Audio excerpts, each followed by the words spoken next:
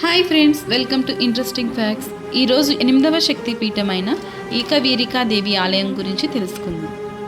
ఏకవీరికాదేవి ఆలయం మహారాష్ట్రలోని మహూర్లో ఉంది. ఇక్కడి దేవతను ఏకవీరికా మాత అంటారు. ఇది అష్టాదశ శక్తిపీఠాలలో ఇది 8వ శక్తిపీఠంగా భావిస్తారు. చాలా తక్కువ మందికి మాత్రమే ఏకవీరికాదేవి ఆలయం గురించి తెలుసు. ఎక్కువగా రేణుకాదేవి ఆలయాన్ని శక్తిపీఠంగా కొలుస్తారు.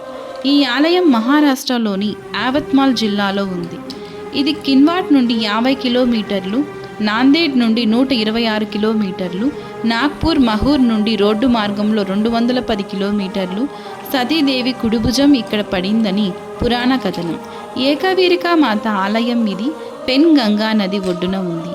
ఇది మహూర్ నుండి 30 నుండి 40 నిమిషాల ప్రయాణ సమయంలో ఆలయానికి చేరుకోవచ్చు. ఈ ఆలయం సమీపంలోని గ్రామ పొలాల్లో ఉంది. ఆలయం చాలా చిన్నదిగా ఉంటుంది. ఏకవీరికా మందిరం చాలా పురాతన ఆలయం. ఆలయం అంతా సింధూర రంగులో ఉంటుంది. చిన్న చిన్న ముఖద్వారం ద్వారా ఆలయంలోకి ప్రవేశించాలి. ముందుగా శ్రీ పరశురాం గణేష్ దర్శనం చేస్తారు. పిదుప రేణుకామాత దర్శనం చేసుకోవాలి. మొడగాని భుజనాలు గాని లేని రేణుకాదేవి శిరోభాగం మాత్రమే దర్శనమిస్తుంది. అమ్మవారి ముఖమంతా సింధూరంతో పూసి ఉంటుంది.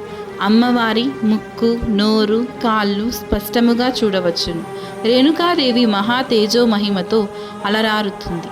మందిరంలో ఒక ప్రక్క యజ్ఞపీఠిక ఉండగా మరో ప్రక్క ఉయ్యాలలో పరశురాముని విగ్రహం దర్శనమిస్తుంది. బ్రహ్మదేవుని కుమారుడైన దక్ష ప్రజాపతి అనే గొప్ప రాజు ఉండేవాడు. అతనికి 27 మంది కుమార్తెలు ఉన్నారు. వారిలో సతీదేవి ఒకరు. సతీదేవి శివుని వివాహం చేసుకుంది.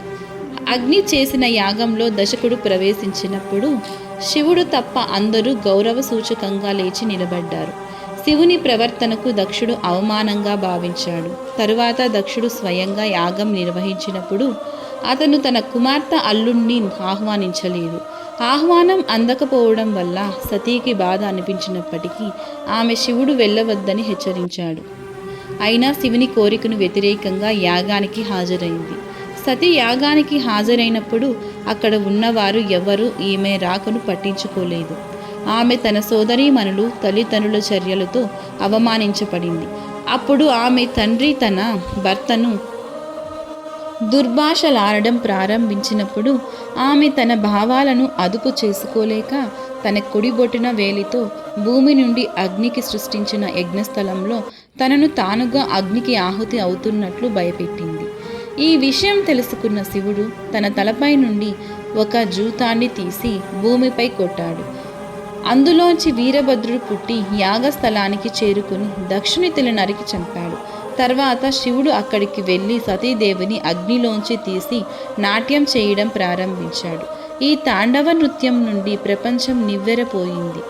ఈ నృత్యాన్ని ఆపడానికి విష్ణువు తన సుదర్శన చక్రాన్ని ఉపయోగించి సతీదేవి శరీరాన్ని పూర్తిగా ముక్కలు చేశాడు.